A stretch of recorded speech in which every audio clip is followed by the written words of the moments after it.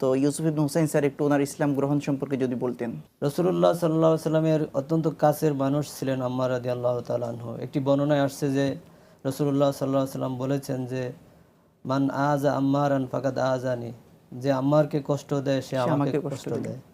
এবং রাসূলুল্লাহ সাল্লাল্লাহু আলাইহি সাল্লাম একবার যখন খালিদ ইবনে ওলীদের সাথে আম্মারের একটু ঝগড়া হয়েছিল এবং রাসূল সেটা শুনে রাসূলুল্লাহ সাল্লাল্লাহু আলাইহি সাল্লাম এই কথা বলেছেন যে মান আদা আম্মারান আদাহুল্লাহ, যে ব্যক্তি আম্মারের সাথে শত্রুতা করবে আল্লাহ তার সাথে শত্রুতা করবে। কত রাসূলুল্লাহ সাল্লাল্লাহু আলাইহি সাল্লাম একজন সাহাবী যার মা ইসলামের প্রথম শহীদ এবং যার বাবাও শহীদ, তাকে তিনি কত স্নেহ করতেন এবং তিনি ইসলামের কি বড় একটা অ্যাসেট ছিলেন বা কোন জায়গায় ছিলেন, কোন কেন্দ্রে ছিলেন, যেটা হলে সরাসরি আল্লাহর সাথে তাকে রিলেট করে দেওয়া হয়েছে। যে আমার সাথে শত্রুতা করবে সে আল্লাহর সাথে শত্রুতা করবে, আমার সাথেও না, আল্লাহর সাথে শত্রুতা করবে। তো এই মহান ব্যক্তিত্ব, তাদের ইসলাম গ্রহণের ঘটনা অনেক সুন্দর চমৎকার। যে তার বাবা মা যেহেতু তারা ইয়ামান থেকে এসেছিলেন, কাহতান বংশের ছিলেন, তারা মক্কার ছিলেন না। তো মক্কায় তাদের জন্মভূমি না হওয়ার কারণে তাদের উপর তারা দুর্বল ছিলেন স্বাভাবিকভাবেই, যে আমরা যেটাকে বলি যে অন্য দেশের প্রবাসী। তো মক্কায় তারা প্রবাসী ছিলেন এবং তার মা বনি মাখজুম গোত্রের কৃতদাসী ছিলেন। এবং আম্মার যখন হয়েছে তখন মাখজুম গোত্রের যে তার মনিব আম্মারকে স্বাধীন করে দিয়েছে। আম্মার কিন্তু দাসীর সন্তান হলেও তিনি দাস ছিলেন না, তিনি স্বাধীন হিসাবেই বেড়ে উঠেছেন। এবং সেই মাখজুম গোত্রের লোকটি তাকে প্রচণ্ড আদর স্নেহ করত। তারপরেও তারা যেহেতু দুর্বল শ্রেণীর ছিল, তারা মক্কার নেটিভ ছিল না, মক্কার স্থানীয় ছিল না, এই জন্য তাদের উপর নির্যাতনটা বেশি চলতো। আম্মার রাদিয়াল্লাহু তাআলা আনহু একদিন হযরত যায়েদ ইবনে আরকাম রাদিয়াল্লাহু তাআলা আনহু তার বাড়ির দরজায় গিয়েছেন এবং সেখানে হযরত সোহাইব রাদিয়াল্লাহু তাআলা আনহু তিনিও ছিলেন।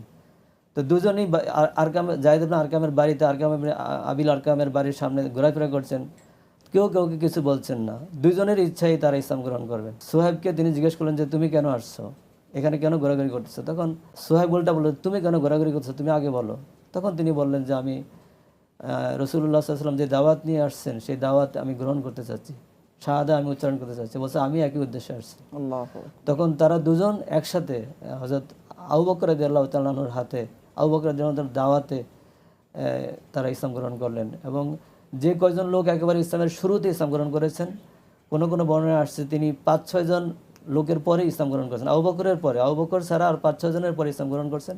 কিন্তু বিশুদ্ধ সিরাতকাররা বলেছেন না, তখন লোকদের সংখ্যা প্রায় 30-31 জন ছিল, কিন্তু অনেকেই ইসলামটা প্রকাশ করেনি।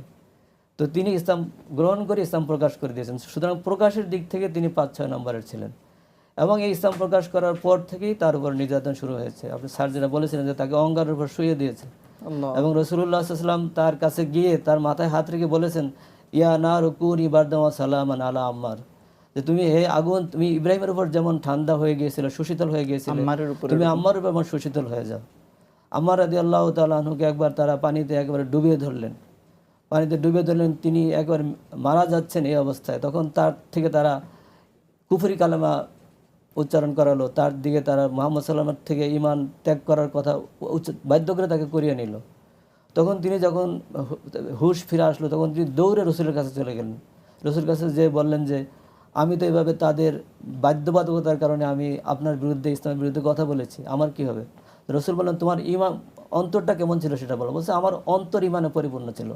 তখন রাসূলুল্লাহ সাল্লাল্লাহু আলাইহি ওয়াসাল্লাম বললেন যে তোমার কোনো সমস্যা নেই, মান কাফারা বিল্লাহি ইল্লা মান উকরিহা ওয়া কালবু মুতমাইনুন বিল ঈমান, যে ব্যক্তি আল্লাহকে অস্বীকার করে তার সমস্যা আছে, কিন্তু যে ব্যক্তি বাধ্য হয় যে কিন্তু তার হৃদয় ঈমান থাকে, তার কোনো সমস্যা নেই। সুতরাং তোমার কোনো সমস্যা নেই, তুমি এখনও করেছো এবং ভবিষ্যতে যদি তুমি এই ধরনের কোনো পরিস্থিতির মুখোমুখি হও তাহলে তুমি করবে, কিন্তু তোমার অন্তরটা ঈমানে পরিপূর্ণ থাকবে।